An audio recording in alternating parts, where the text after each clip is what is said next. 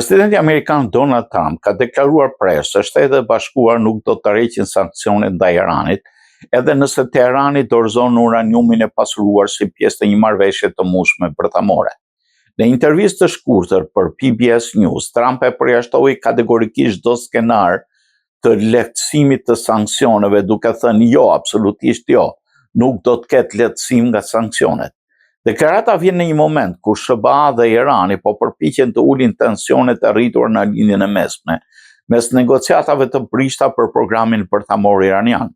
Ndërkohë, presidenti amerikan ka thirrur dhe një mbledhje të kabinetit për të diskutuar zhvillimet e fundit në krizë, e cila ka sjellë ndikime të ndjeshme politike dhe ekonomike në Washington. Për burimet e administratës, megjithëse më herët është folur për përparim të negociatave, bisedimet mbeten të paqarta, të shoqëruara me pasiguri të lartë edhe shpeshherë me sulme të dypalshme.